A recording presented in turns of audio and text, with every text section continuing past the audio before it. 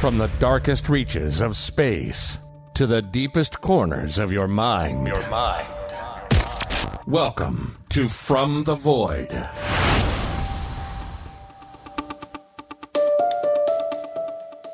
In 1969, the Zodiac Killer mailed a letter to the San Francisco Chronicle and ended it with a threat. School children make nice targets. In 2021, over 50 years later, a group calling themselves the Case Breakers claimed they had solved the case. They named a man who had already been dead for 3 years. In the decades between those two moments, hundreds of names have been suggested, some by law enforcement, most by writers, YouTubers, and amateur sleuths.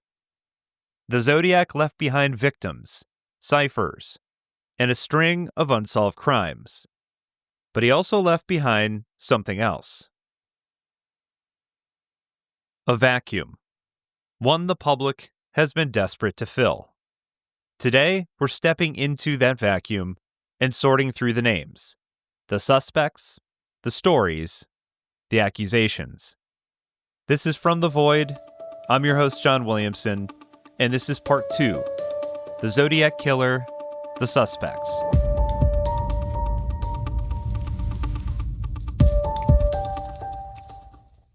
If there's one name that comes up more than any other in connection with the Zodiac Killer, it's this one: Arthur Lee Allen.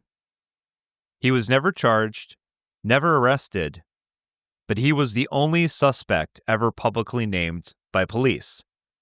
Let's rewind. Allen was born in 1933.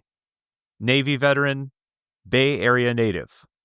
He taught elementary school for a time, until he was fired after accusations of sexual misconduct involving a student. After that, he worked odd jobs, often lived alone, and owned a trailer home in Vallejo not far from several Zodiac crime scenes. He was smart, withdrawn, and according to friends, fascinated with guns, bombs, and death.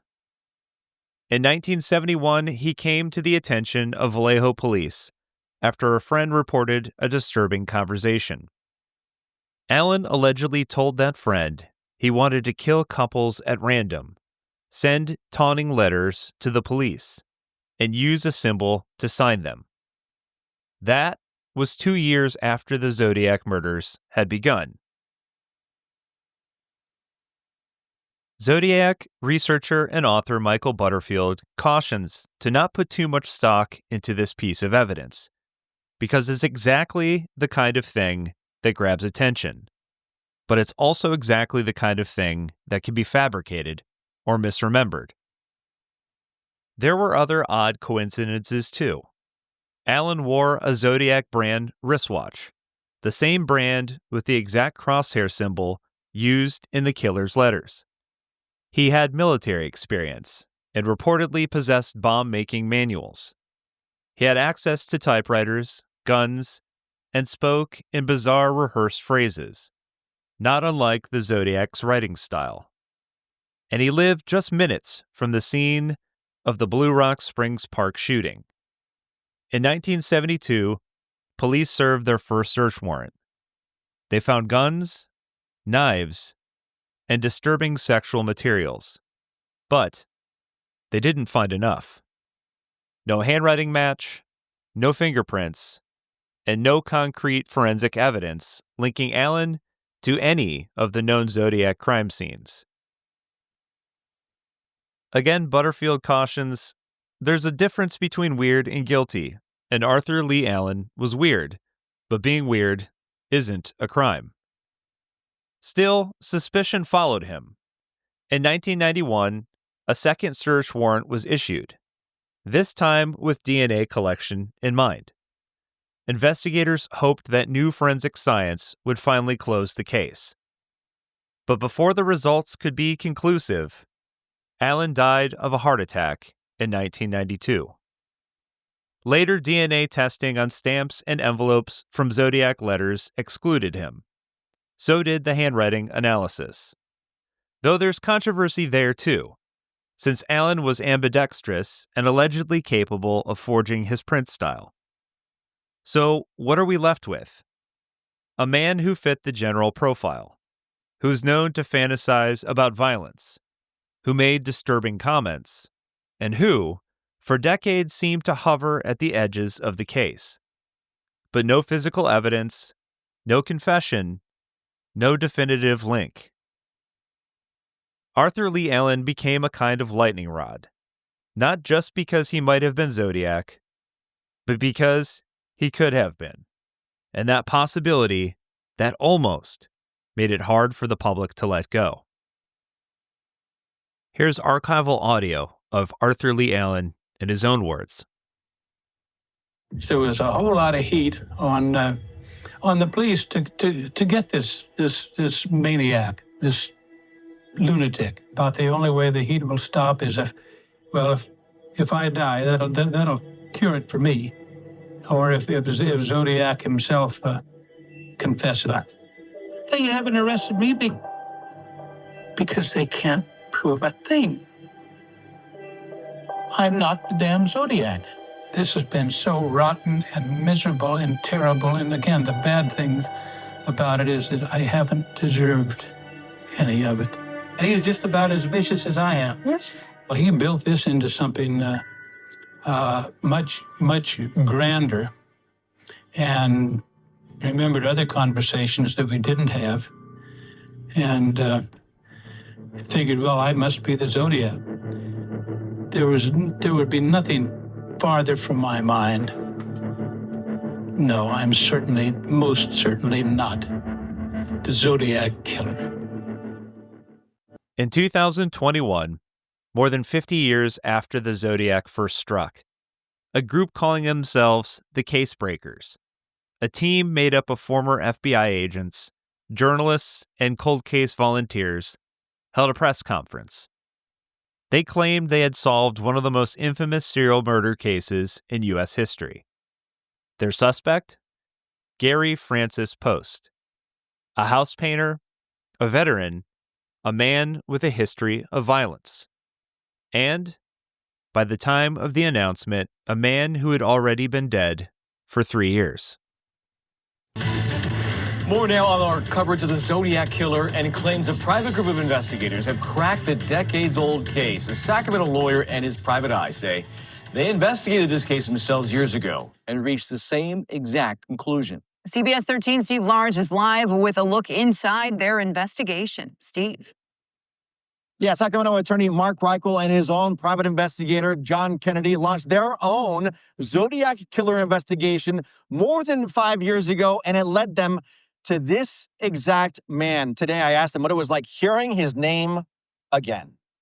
It's a good feeling, but there was a bit of, sadness to it that we actually, when he was still alive, we're talking to individuals in law enforcement about, we were confident it was him. Sacramento attorney Mark Reichel and his longtime investigator, John Kennedy, named Gary Post as the likely Zodiac Killer years ago after their own lengthy investigation. This came from a tip, a phone call tip. You go, well, you can't really walk away from looking into this. This is the radar station where he worked. Kennedy showed me the digital files of his own Zodiac Killer investigation tied to Gary Post, compiling records where Post was stationed in the Air Force before the Zodiac Killer spree in the 50s. And in these places, there were encrypted messages being sent and received. And where Post may have picked up a knack for codes.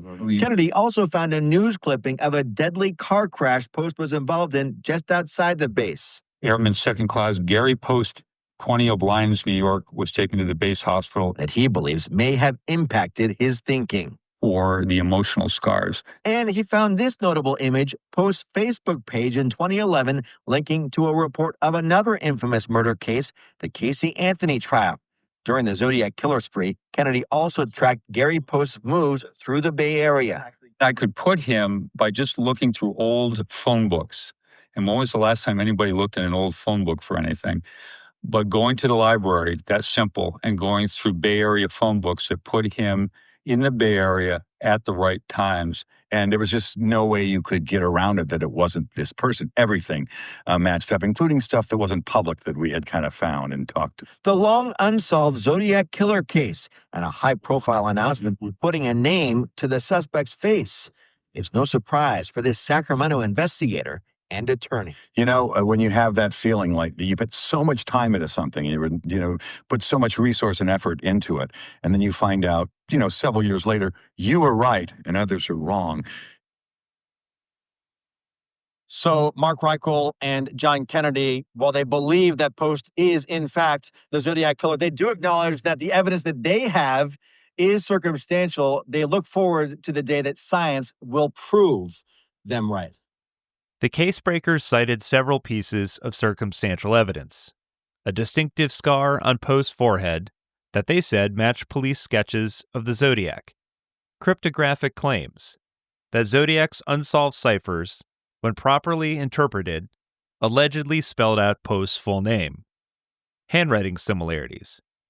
A former associate of Post's came forward claiming the killer had confessed before his death. They also claimed he had connections to Sherry Jo Bates, a college student murdered in Riverside in 1966, a killing that some investigators have speculated may have been Zodiac's first. Law enforcement wasn't convinced.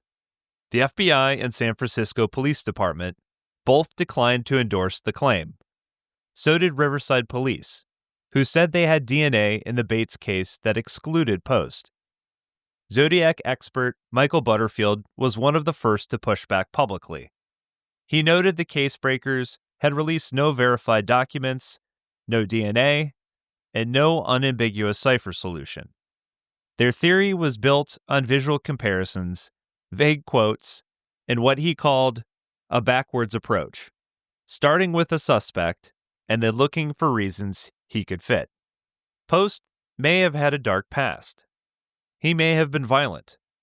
But just like Arthur Lee Allen, his name seemed to enter the Zodiac conversation after his death, when he could no longer answer questions, and when scrutiny became almost impossible. Online, the name exploded. Podcasts, YouTube videos, tabloids, memes. A dead man, unknown to almost anyone before, was suddenly the face of a 50-year mystery. But without forensic evidence, without handwriting, DNA, or a confirmed connection to any crime scene, the Gary Francis Post theory remains exactly that, a theory. And in the words of Michael Butterfield, we've reached the point where some people care more about solving the story than solving the case.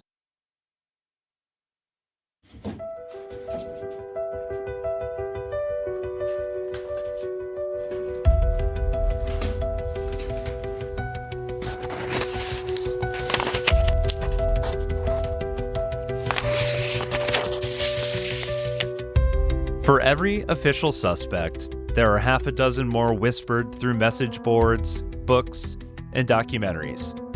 Some are named by family members, others by internet sleuths, and a few have been elevated to near mythic status, almost as famous as the killer they're suspected of being. Let's take a look at three of the most discussed.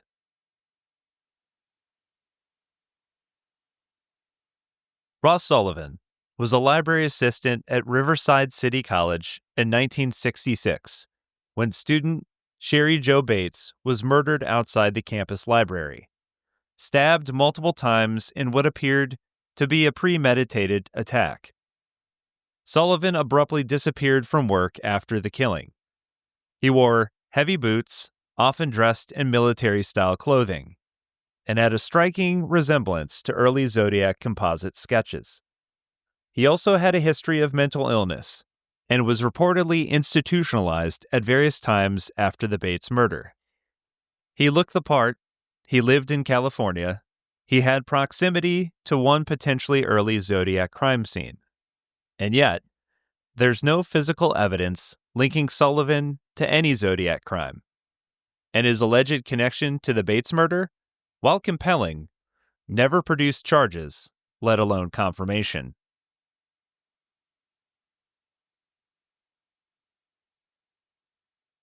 In 2014, a man named Gary Stewart published a book titled The Most Dangerous Animal of All. In it, he claimed that his biological father, Earl Van Best Jr., was the Zodiac Killer. His evidence? A handwriting match from a forensic expert, a mugshot that he said resembled the composite sketch, and circumstantial details from his father's criminal past, including his relationship with Stewart's underage mother. The theory received national attention. It was even adapted into a limited series on FX. But critics, including Michael Butterfield and other Zodiac researchers, dismantled most of its claims. The handwriting analysis was never peer-reviewed. Timeline inconsistencies emerged, and Van Best had no known connection to Vallejo, Napa, or San Francisco during the Zodiac murders. It was a powerful personal story, but one that tried too hard to fold itself into a larger myth. A journalist and editor of a radical countercultural newspaper in San Francisco, Richard Gajkowski, was first named as a suspect by a former colleague, turned Zodiac sleuth, who launched a website entirely devoted to the claim. Gajkowski had lived in the Bay Area during the time of the killings. He had anti-authoritarian views, and according to the site's creator, his voice sounded eerily similar to the one recorded during Zodiac's phone call to a lawyer on live TV in 1969. But again, no confirmed DNA, no fingerprint match, no link to the victims or their routines, and much of the evidence presented against him relied on pattern hunting and interpretive leaps. He was brilliant, troubled, verbally sharp, but when examined closely, most of the case against him begins to fray.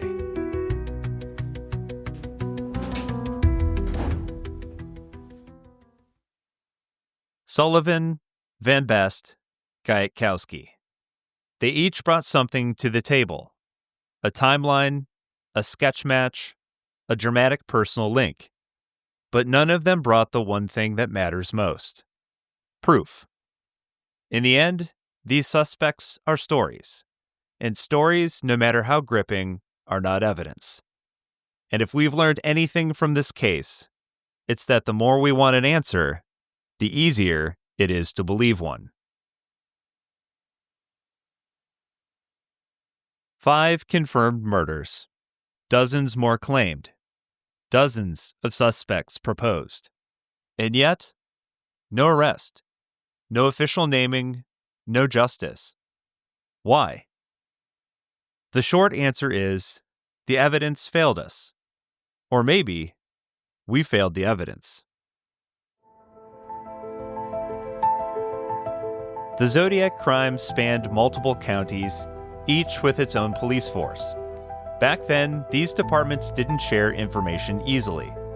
There was no centralized digital database, no DNA network, no coordinated task force. And Zodiac exploited that fragmentation. He knew he could play counties and media outlets against each other. At least 4 letters were confirmed to have been sealed with saliva. Yet by the time DNA profiling became viable, the samples had degraded. What we now have is partial DNA. Enough to exclude some suspects, but not enough to confirm any. He used a .22, then a 9mm. He shot, he stabbed, he killed couples, then a lone man.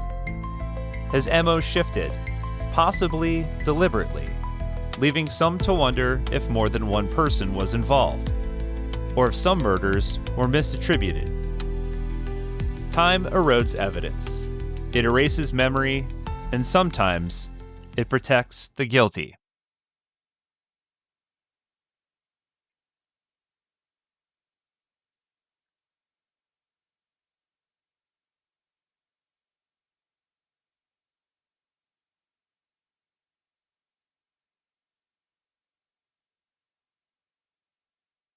It's been more than 50 years since the last confirmed Zodiac letter.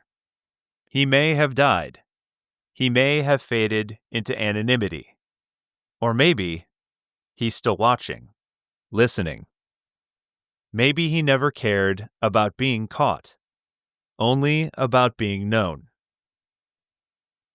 There are two types of unsolved mysteries, the kind that fade and the kind that grow louder over time. Zodiac was the second kind. And as the decades passed, we didn't stop asking who he was. We just changed the way we looked. From handwriting samples to ciphers, to DNA, to podcasts like this one. So what happens when a killer stops killing and keeps talking? That's the story of the Zodiac. Zodiac was the first American serial killer to write his own story in real time. Before Ted Bundy gave interviews, before the Night Stalker etched a pentagram in a courtroom, Zodiac was already performing. He didn't wait to be profiled. He profiled himself. I like killing people because it is so much fun. I'm not afraid of the gas chamber. He wanted to terrify, but he also wanted to narrate his terror. The Zodiac knew how to use the press. He wrote directly to editors. He threatened reporters by name. He even tried to shape his own nickname. The media didn't invent the Zodiac, but it gave him exactly what he wanted, a platform. And the public followed. Ciphers in the Sunday paper, composite sketches on the evening news.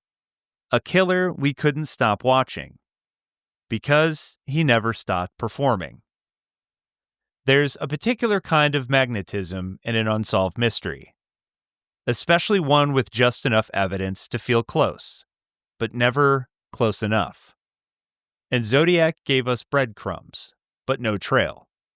Ciphers, threats, fragments of truth, just enough to keep us staring into the void, looking for meaning. Today, we have tools that investigators in 1969 couldn't dream of. Genetic genealogy, AI-driven code breaking, national DNA databases, pattern recognition software, and yet, no definitive match. There are still people working on this case, former cops, cryptographers, coders. Some want justice, some want closure, some just want to be the one who cracks it. But all of us, in some way, are still reading his letters.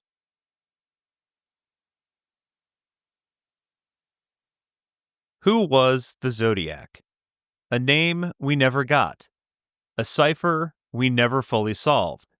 A myth we helped create. And in the end, maybe that was the point. Because the Zodiac didn't just want to kill.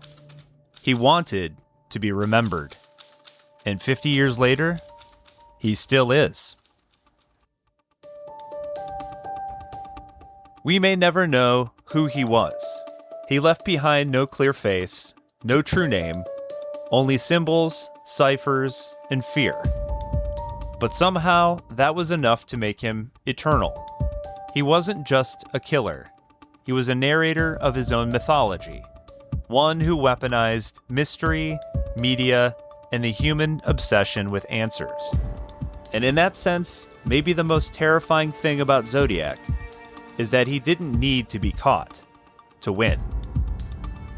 If you have thoughts on this case, theories, questions, or even personal connections, I want to hear from you. You can email me at fromthevoidpodcast@gmail.com or message me on social.